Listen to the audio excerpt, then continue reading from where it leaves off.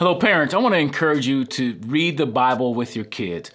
There's many different ways to do it. Sometimes we make it more complicated than it should be. And I want to share with you really quickly what I just did with my kids tonight for Bible reading time. All we did was I opened up the Bible to John chapter 20, verses 24, I think 29. It's the story of Thomas, right? So I asked my son, hey, have you ever heard of the term doubting Thomas? He's like, no. I said, okay, I'm gonna read this to you, and I want you to tell me, why do you think they called him Doubting Thomas? So we read the first part of the passage where, Thomas said, I won't believe unless I touch touch where the nails went, touch his side. I won't believe that Jesus is risen, right? Basically what he's saying. And I said, why do you think they call him doubting? He said, because he doubted. So we kept reading. And so we read the rest of the passage where it talked about the fact that Jesus came to him, came to all the disciples, and Thomas was able to put his hand in the place where the nail was, put his hand in the side, and he said this to Jesus, my Lord and my God. And he believed. And so we read that part, and I said, it's funny, we called him Doubting Thomas when I was growing up, and he wasn't always doubting. The fact that once he saw Jesus, he believed, and Jesus accepted him because he did believe, and he even said, my Lord and my God. And then Jesus said that blessed are you because you believe, because you've seen, but blessed are those who believe who have never seen. I said, well, who is he talking about? He said, us, right? He is.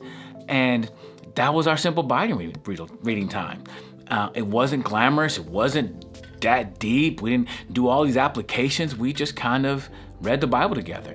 And typically in our family, we talk about reading the Bible. We read it, we reflect on what we saw, and then we respond. That's simple. Sometimes it's more complicated or more deep. Sometimes it's more aspects to our time, but I want to make sure we get it in there.